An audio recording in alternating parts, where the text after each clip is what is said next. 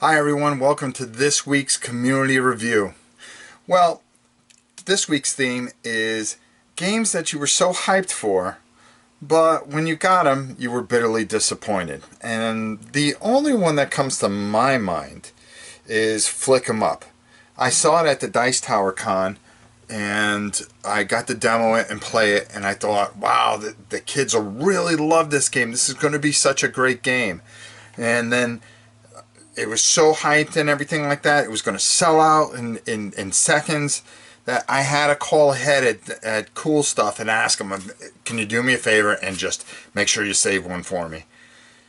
Sure enough, it comes out. I run down there. I get it. I bring it home. Explain it all to the kids, which I've been hyping for months, how great this game was going to be.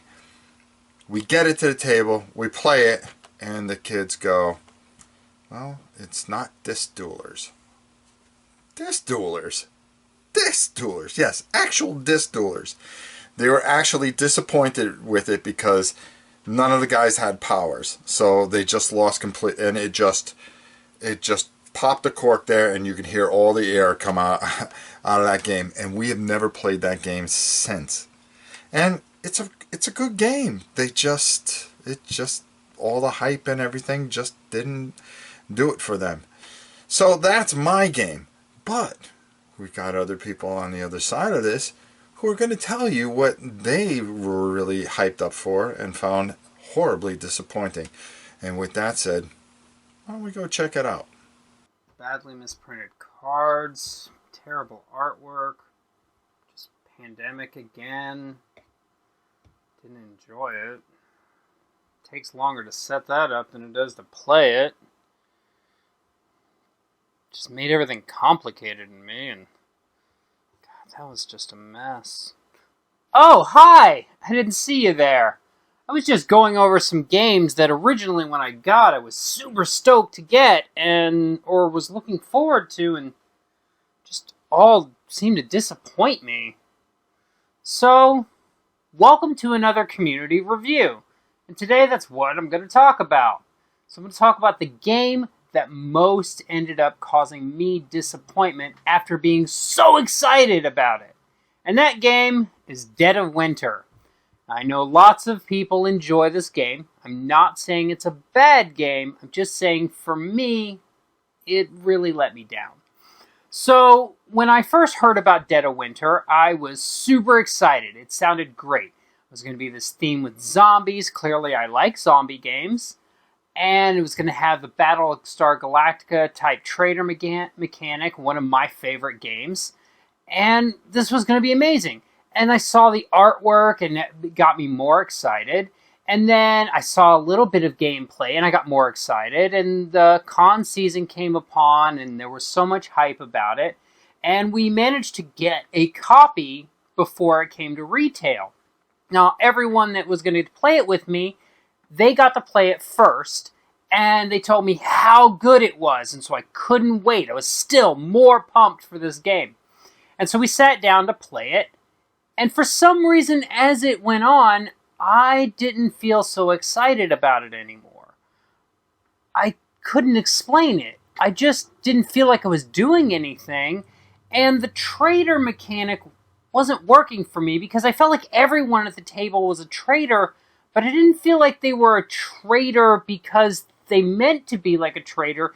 It felt like their own little secret objective was forcing them to do things that weren't for the good of the group, but they wanted to still win the game. So I almost started feeling like everyone was the traitor in a way. Like everyone was a traitor of sorts.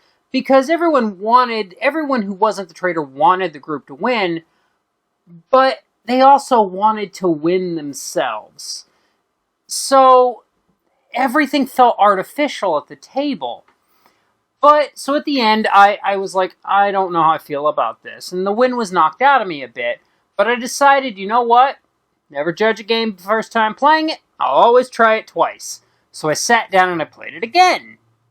And this time it was a little worse, actually. Because now I didn't have that excitement sitting down to play it that had probably carried me through the first half of the game. But I didn't I didn't have a sense of caring about the game this time. And as the game went on, I figured out why. It was because I didn't feel like I was making any choices. Sure, the group was making a bit of a decision, but I really felt like the game was telling me what to do. Like, I had to do what was good for everyone, so I only had a logical decision to make. And then there was so much downtime, it felt. We played with the max amount of players, so there was a lot of downtime, and that really disappointed me. Whereas in Battlestar Galactica, sure, there might be downtime, but I still felt involved when someone else was taking their turn because of the crisis and things like that. So that didn't really work for me. And then on top of that, the zombie thing wasn't really working for me either, because I didn't feel like they were zombies. I felt like they were just things, another resource almost to manage, but like an anti-resource, I suppose. But so it felt like this pasted theme onto a system, trying to be something innovative, and it should have been. It should have felt that way to me, and it just didn't. So I ended up feeling so bad about it that I never added it to my own collection. And I don't regret that. And sadly, most of these games will probably find their way out as well, with the exception of maybe the Pandemic Cthulhu. It's still early. I'll give it a little more time. This one's definitely on its way out. But that's my take on the top game that I was super stoked about, and then not so much in the end. And like I said, I know lots of people love it. For me, I think it had a weird effect in that it even made me not want to play zombie games for a while. Which is awkward, because I love zombie games. So, that was this week's community review. I look forward to talking again on the next community review. Rob, I have a great idea, I hope, for the next one, in that we should do the opposite of this. We should actually do a game that maybe was lackluster when we first looked at it, or didn't jump out, or we didn't know anything about, and then it turned out to be amazing and awesome and one of our favorite games of all time.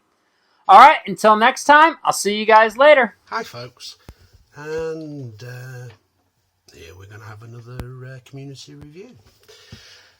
Today we're talking about games that we were anticipating, really looking forward to, pre-ordering, and then we weren't happy with them. Unfortunately, the game for me was Mansions of Madness First Edition.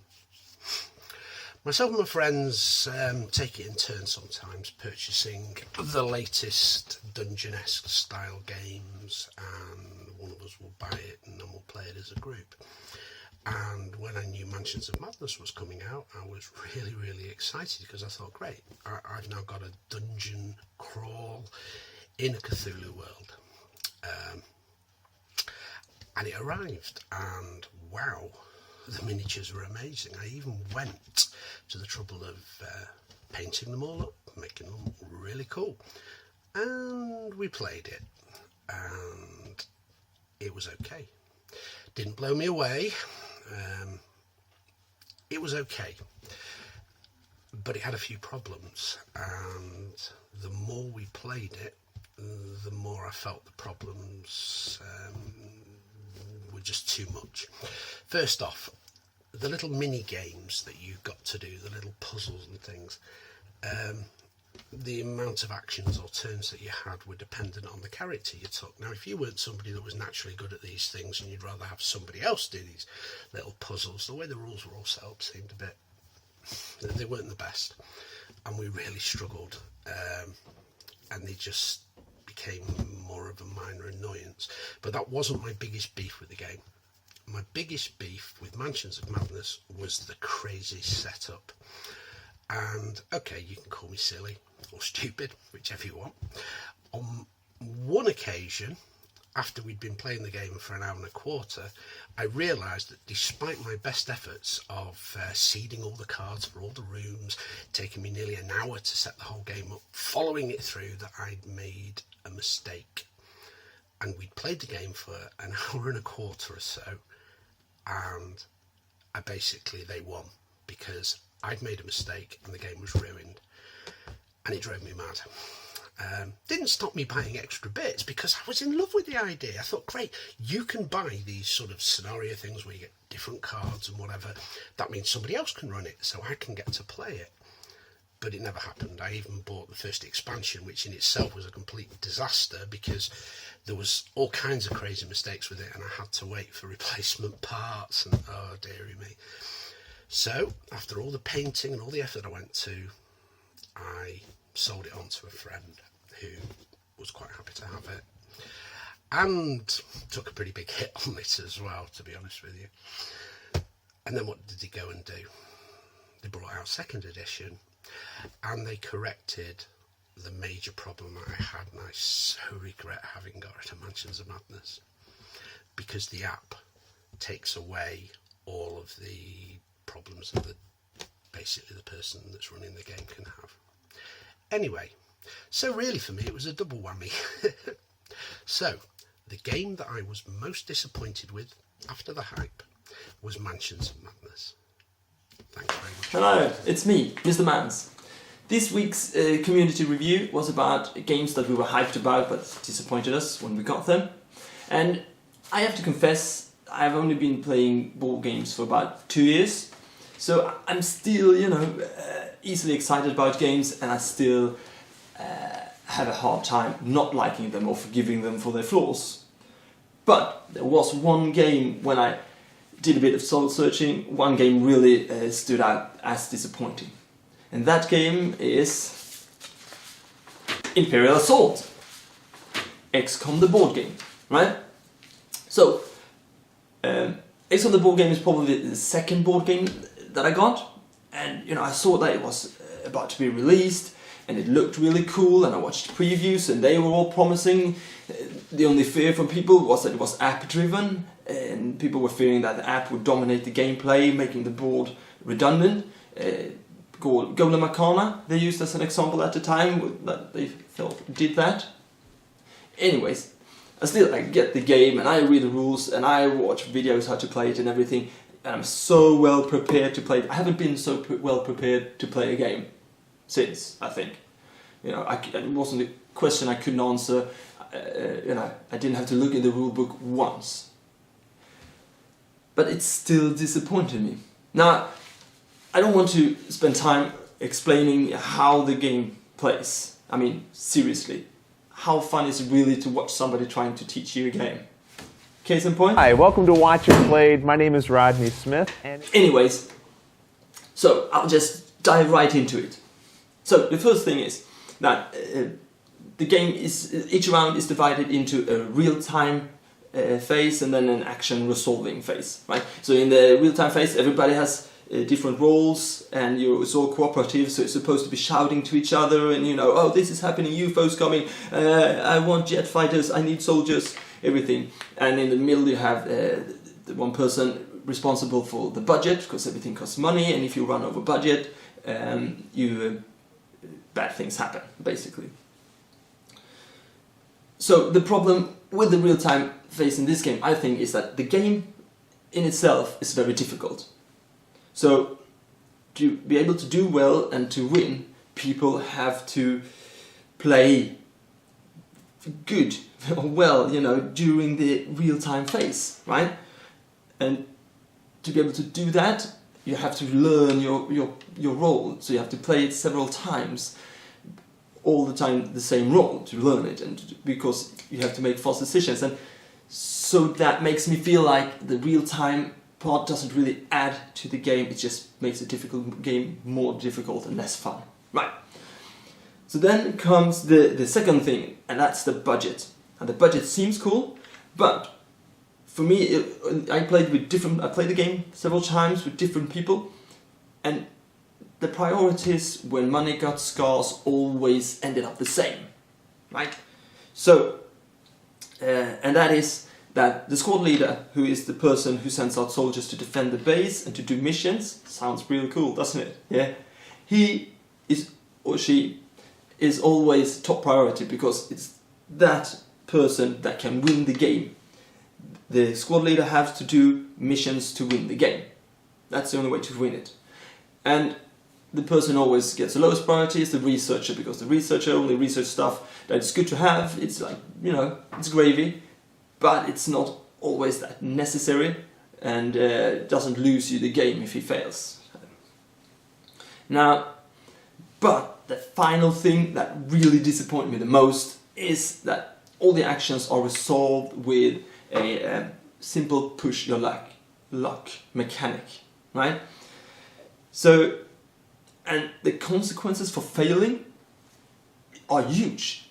If the squad leader sends 4 soldiers on a mission and he fails one roll, all the soldiers die.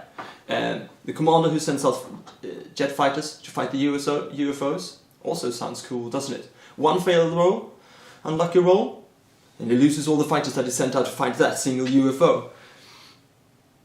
That makes, of course, it can make for some really climactic, like, oh yeah, you win, but still, it's more often than not, it's more anticlimactic, I'm afraid. So that is why XCOM the board game has disappointed me. It hasn't left my collection. I'm refusing to give up on it just yet. Thank you. Take care. Hey Rob. Hey everybody. I'm sorry I have to do this like this, but this might be dangerous. This week I'm talking about the game that I anticipated for so long. When it first got announced, I was stoked. I wanted the game immediately, and as soon as I could, I pre-ordered it as well. The game is about a television series that I really love. It's my #1 television series of all time. It's a series wherein 2 investigators of the FBI investigate these special files, these intriguing files, these paranormal files, these X-Files. Yes folks, the X-Files. Oh man, I really wanted to like this game, and actually I do like this game, but in the end it just didn't work as well as I hoped for, especially because it is a game designed by Kevin Wilson, which is an awesome designer, and he co-designed Arkham Horror, which is a phenomenal game, of course.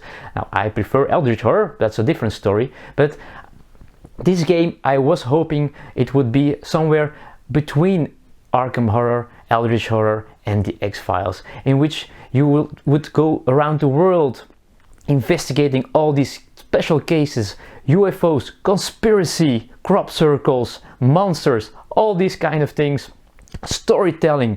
Oh man, this could have been the best game ever. But in the end, it's a little bit simple. You have a few locations with some X-Files, and you're trying to solve them, playing cards, but it's all a little bit too simple. Now, mind you, the artwork is cool. It's the comic style. It's the artwork from the comic books, which is pretty cool, a little bit different. And well, if you are an X-Files fan like I am, there are quotes on the cards, and there are, well, things that you know from the series, which are pretty cool to know. But in the end, you're just not drawn into the theme. And I'm very sad about that, because I was hoping for so much more. And I still hope that someone in the future will make a board game that is really worth the title of the X-Files. Until then, we'll be careful, and still you will have to believe that the truth is out there. Bye bye.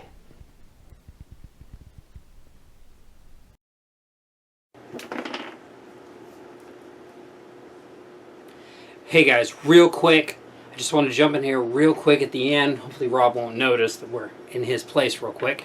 To tell you one other game that really disappointed me, because it just disappointed me this weekend, and that is Labyrinth, the board game. Now this game I was super stoked about, and I knew there might be some issues. I hadn't heard of the company before, but when I got it, what I found in the box was a roll and move. Sadly, without a lot of house rules, I don't think this game will ever get played again. And that's sad, because Labyrinth is probably my favorite movie of all time. Anyway, I just wanted to quickly tell you that. I'm going to get out of here before Rob notices I'm in here. Take care. I bet he thinks I didn't see him come in here. Unfortunately, he's been swallowed up, and there's nothing left of Robert for sneaking into this inner sanctum. He didn't realize you can get in, but you just can't get out. Right now he's in a cage up above there. Hey, anyways, thanks for all the fun videos, everybody. We had a great time doing this. And next time, the theme is going to be, what's your gateway game? Please, anybody can do this. It's part of community review. Anybody in the community can just make anywhere from a 30-second to a 4-minute video and send it to my email at novaprime860@hotmail or novaprime8@gmail.com. Feel free to get it to me and just be part of this review. This is your segment. Make it the best you can. So I'd love to hear what your gateway game was. So that will be our next subject. Now, don't forget to like me on Board Game Links. Don't forget our Patreon. And of course, don't forget to be a subscriber here at the channel. And as always, I hope you all have a wonderful Thanksgiving, a great week. And for those friends overseas, I just hope you have the most wonderful week of all. So until next time, I'm Rob Orn, and we'll see you soon. And Robert, maybe we'll let you out so you can go home for Thanksgiving. I doubt it, though. That's if Cthulhu Kitty doesn't eat him. Take it easy, everybody.